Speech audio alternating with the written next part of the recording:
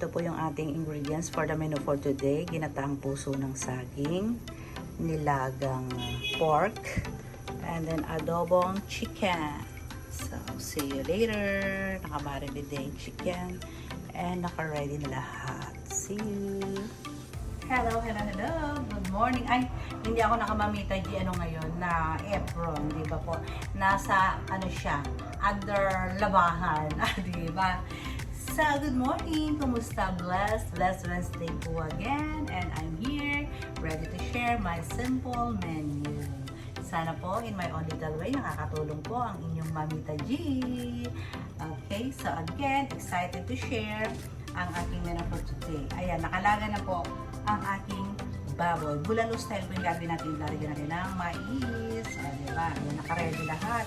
Sabi nga sa inyo, bago ko umarap, gusto ko naka-ready para tuloy-tuloy. Diba? So, ayan, maglililag ang baboy. Kasi kung maulan na naman detach. So, kailangan may mahigop na sabaw ang aking mga succulents. And then, meron po tayong ginataang puso ng saging na all-time favorite po nila to. Pero ngayon, wala akong prito. So, ang i-deterno nila ay adobong manok. Ayan, minarinate ko na siya. And then, nakasalang na rin po siya. Minarinate ko siya ng 30 minutes. And then, doon na rin siya pakukuluan. Iniisip ko kung lalagyan ko siya ng hard-boiled. Malalaman na lang po natin yan mamaya. So, ayan, ready na? And let's start. So, yung baboy ko po, ito na siya. Nilaga ko na. Tinanggal ko na yung mga lumps sa ibabaw. So, malinis na po yan. Ayoko. Diba tinatanggal din po may mga brown, diba? Sa mga gilid-gilid. Para malinis po ang ating sabaw. So, nilagyan ko na po yun ng patis. Lagyan natin ng konting asin. Konting asin lang. At syempre, lagyan na ng peppercorn or lagyan natin ng sibuyas. Maraming sibuyas dapat dito. So, titira ko ng sibuyas for the puso ng saging. Okay? So, ayan, takpan muna natin siya. So, a little bawang. Lagyan natin ng bawang. Para mag-brown. Takpan. At lalagyan nila ng buong, at lagyan natin ng laurel. Di ba nilalagyan ng laurel ang nilaga? Para mag-brown. Diba ang daming laurel ang ganyan? Lagyan din natin yan ng laurel. Yan. And lalagyan natin ng buong paminta. Nalagyan sa tindahan yung aking buong paminta. So, ito naman yung ating adobo. Minarinate ko. And then, slow cooking ang ginagawa ko po today. Ayan. Adobong manok. And then, maya-maya yung ating ginataang puso ng saging. Diba, mga dem. Ano kaya ito ng pala niya? Itlog na nilaga. So, lalagyan natin yan ng itlog na nilaga later. Okay? So, babalikan ko kayo. So, I'm back. Yung adobo ko po ay sinet aside ko muna kasi maglalaga muna ako ng egg. So, start muna tayo with the ginataang puso ng saging. So, again, what I'm always doing, English yarn, ay ilalaga ko yung giniling. Laging ganyan po kasi diba? Hindi natin alam lang bilhin natin giniling ay langaw or what. So, whatever. So, laga muna natin. And then, nilagang baboy na bulalo style ay lalagyan ko po ng mais. Ayan, lagyan natin yung mais.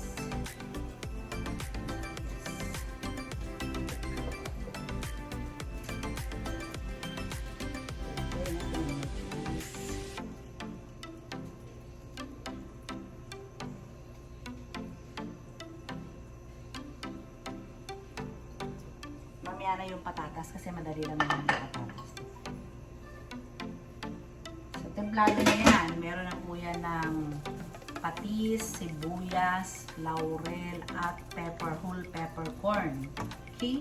So, itong ating giniling ay ating lulutuin or patutuyuin natin to bago tayo mag-gisa. Yan po lagi kong ginagawa mga mata. Hayaan natin muna siyang tumatanyo. So, So, balikan ko kayo. So, ayan na. Nagagalit yung giniling. Ang giniling ay ayan. Ano na siya? Ganun. Na siya. Brown na po siya. Ang sarap na niyang papakindin. Lagay natin ang bawang. Wala akong nilagay na oil kasi nag-oil na yung giniling, mga madam skin. And then, let's check naman yung ating nilag. Kung ano nangyari, kung malambot na ang ating nilag. Ang mais. Pagdating natin ng mais. Pagdating isang peraso. Masarap sa nilaga, malambot yung buwan. Huwag masyadong malambot. Kasi,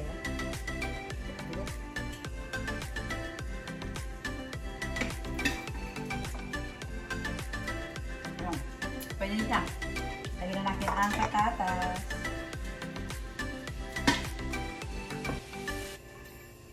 Ang patatas lang. Meron siyang maliliit na bits ng, ng mais. Diba? Yan naman siya. Okay. Takpan again. At let's put na yung sibuyas. Sibuyas pa mo.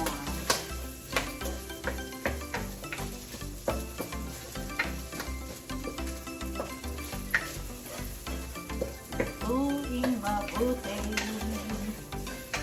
Sa inyo ba mayroong, alam ko sa ibang bansa ang daming hindi nakakatikim nito. Ano po, kasi walang binibenta nito kahit sa lata na yung kiwa na ganito. No?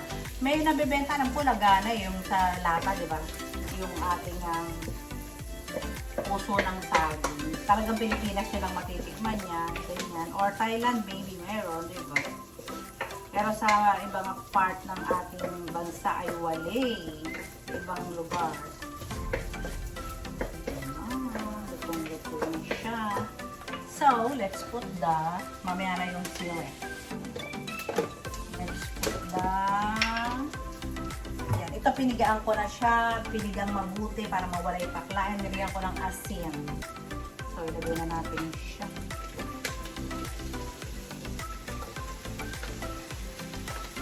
Kailangan low fire muna mga madam kasi maninikit yan.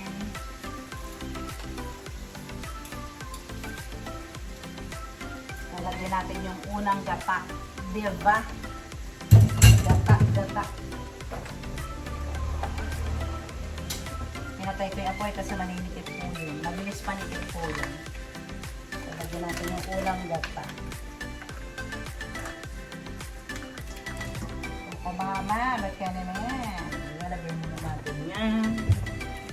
Siyempre, o kugasan para walang sayang.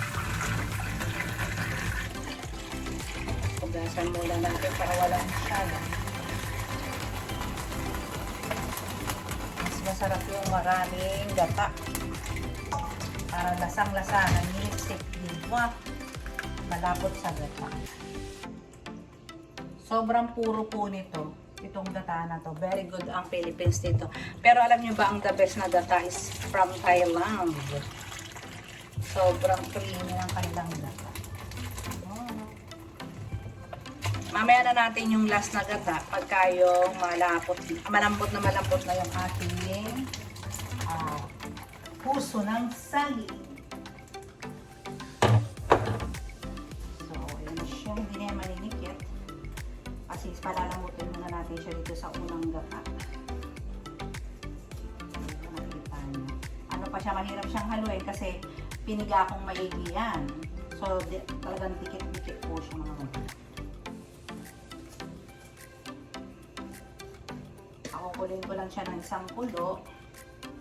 And then, pagkakulo, lalagyan natin yung sili. Kailangan siya ay mabuti. Manipot ang gata sa ilalim. So, yan. Pakuluan muna natin siya ng mga 15 minutes. Okay, and we'll be right back. I think the patatas and ano is already patatas and mais. So, let's put the pechay, my favorite. Ito ang paborito ko mga madam sa nila. At saka repolyo. Mahal po ang repolyo ngayon. Kaya sorry na lang sa mga suki ko. Walang repolyong magagana. Kasi it's so expensive. Kaya hindi ako makapagpansit. Sobrang mahal na yun. Grabe. So, ang galong kayat, 100 plus mga madam. So, ayun ang ating nilaga. Diba? Isang kulo lang yan. Okay na. Hindi ko siya tatakpan kasi para para hindi malabo. Gusto ko green pa rin yung itsura. Hindi po ba? Ganyan din po ba kayo? Medyo crunchy. Tapos sasaw-saw natin sa patis. Diba? Very healthy yun naman. Pero kailangan ang pinakain natin ay laging healthy kasi life is too short. Kailangan ay laging ano yung kinakain natin, healthy. Para hahaba ang ating life. Diba? Ating puso. Again, sa una makunat, ano to, haluin. Kasi hilaw pa. Pero pag luto na po yan, ay super dali na makakalo.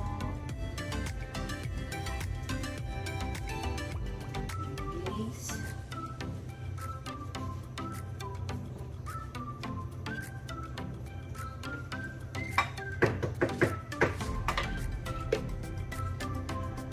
Sarap. Ang sarap.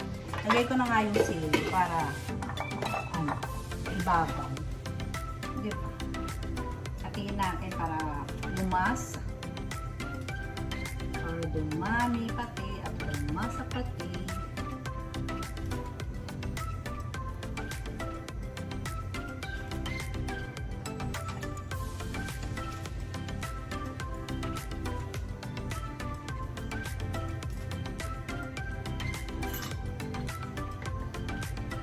So, takpan natin. Teka, ano ba pinanlasa ko dito? Nalagyan ko ito ng konting batis. Wala ka pa natin pinanlasan ko.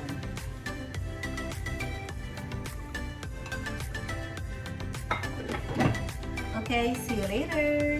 So, ayan po yung ating nilaga na bulalo style. Nilagang baboy po or pork. And then, ginataang puso naman. Ayan, palalaputin na lang. And next na natin ang adobo. Hello mga madam, nakaluto ulit ng suka yung aking ginataang puso. Dapat po itong may suka. Nakalimutan, hindi ba? Nakalimutan. Ito, pwede rin yung lagyan to ng, ng luya. Yung iba po kasi ayaw ng may luya. Pwede pong lagyan to ng luya. Hindi, lagyan ko ng konting chicken powder. Again, optional lang ang chicken powder mga madam. You don't have to be. Put konti na. Mas prepare ko yung ginisang mix. Ang lasa po ng mga madam. Ginisang mix.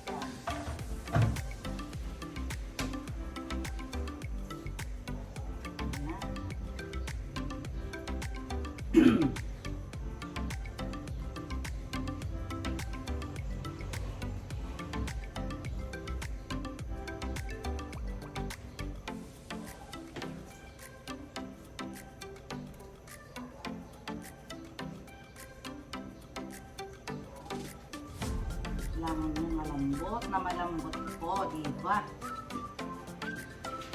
Kailangan ay talagang napakreamy natin ang lasa po yan. So medyo, matagal lang konti. But then, matatapos din yan. Yung nilaga is okay na po. O, diba? So, balikan na naman kayo. So, ayun. Ayun ang ating luto. So, yung adobo na lang po ang susunod natin. At ito na yung ating ginataang sobrang lapot ng ating ginataang puso. Siyempre, ang nilagang baboy. Ayan. So, it's bye-bye time na mga madam. Ang adobo ay papakita ko na lang yung kinalabasan mamaya. Dahil alam ko naman na alam nyo na expert din kayo sa pag-aadobo. So, again, mabuhay po tayong lahat.